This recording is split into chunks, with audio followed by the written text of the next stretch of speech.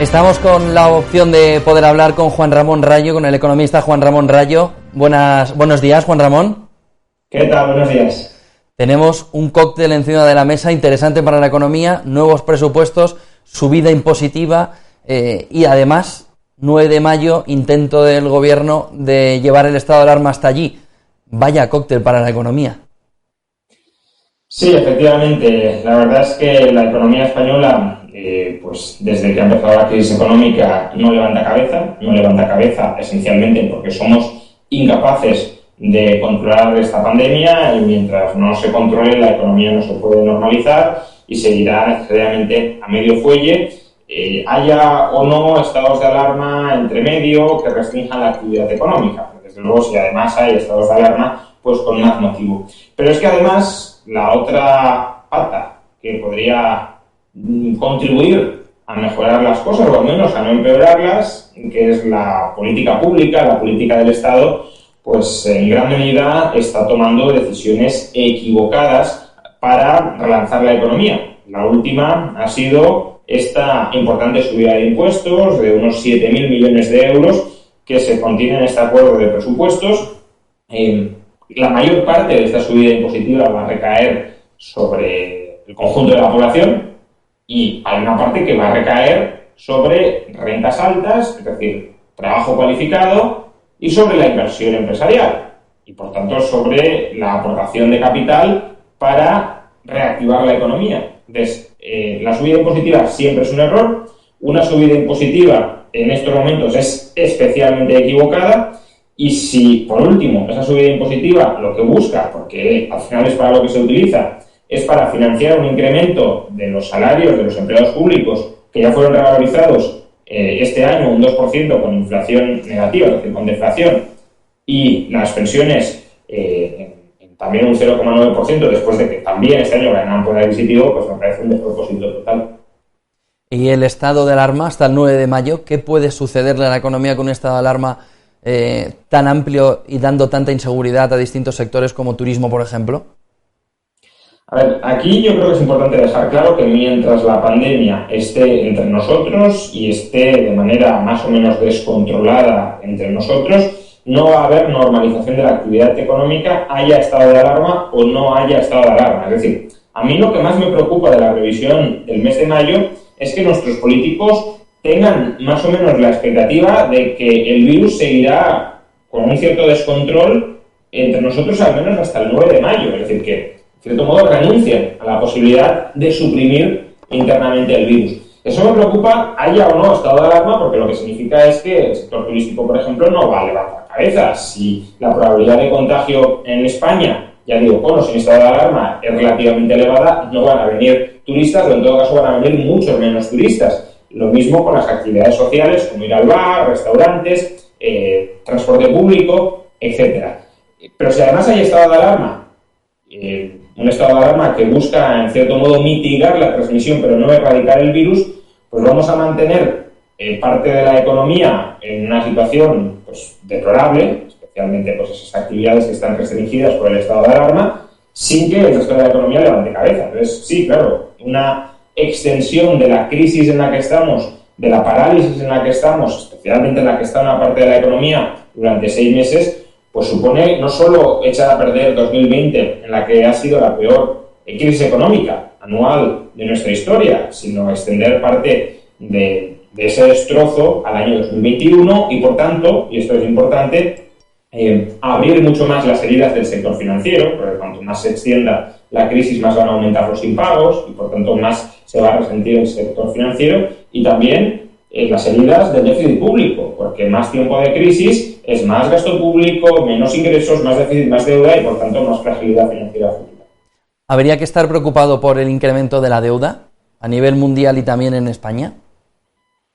Evidentemente hay que estar preocupado por el incremento de la deuda pública a escala global, porque lo que se está generando con ese incremento de la deuda pública es una masiva socialización de pérdidas. Socialización de pérdidas dirigida, en muchos casos, a rescatar sectores de la economía que no van a volver a levantar cabeza a costa de aquellos que sí están generando valor. Y socializar las pérdidas lo que implica, al final, es la mediocridad y el estancamiento.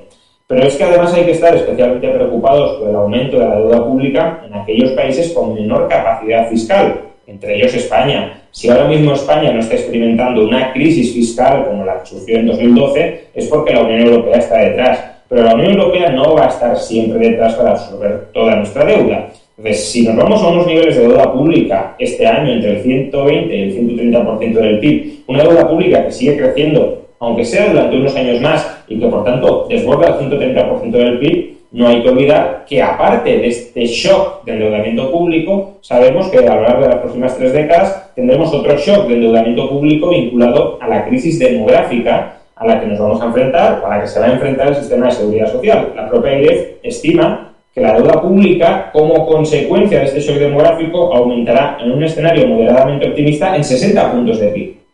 Si nos vamos, 130-140% de deuda sobre PIB, como consecuencia de esta crisis, más 60 puntos de PIB, nos podemos plantar en unas pocas décadas en un 200% de deuda sobre PIB. Y eso España, por sí sola, no tiene capacidad para aguantarlo. Por tanto, sí, creo que hay que estar muy preocupados por la crisis de deuda y muy ocupados en intentar resolverla. Y los políticos, desde luego, no se están ocupando en absoluto de ello. Lo que pasa es que en el camino en el que estamos, esa parte de aumento de la deuda continua, ¿hay alguna manera de cambiar el ritmo de esto? Porque no parece que tenga fin el incremento. Bueno, a ver, la forma de parar este incremento de la deuda pública y de revertirlo son formas que conocemos. O bien hay que ajustar el déficit primario, y el déficit primario se puede ajustar o subiendo impuestos, lo cual deprime la actividad económica, o recortando el gasto, especialmente aquellos gastos del sector público que tengan una tasa de retorno muy baja, que son la inmensa mayoría, o podemos o recortar o reducir el déficit primario, o, aunque yo diría, y adicionalmente, fomentar el crecimiento del PIB. Si el PIB crece, no solo se mejora por esa vía el déficit primario, vía mayores ingresos debido a la mayor actividad y vía menores gastos, también vía mayor actividad, sino que además el denominador de la ratio de deuda sobre PIB se incrementa y, por tanto, reducimos esa ratio tan peligrosa.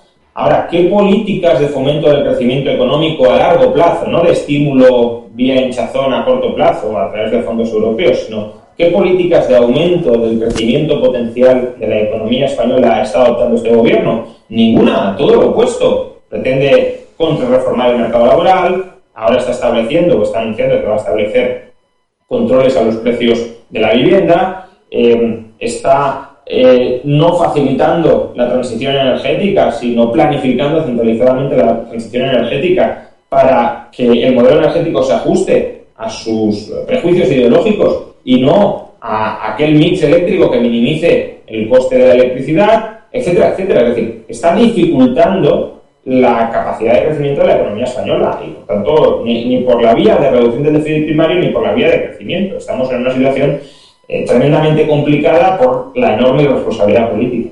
Una última pregunta, Juan Ramón. Volviendo al tema de los presupuestos, ¿crees que hay opciones de cumplir los ingresos tal y como los está planteando el Gobierno en esos presupuestos generales?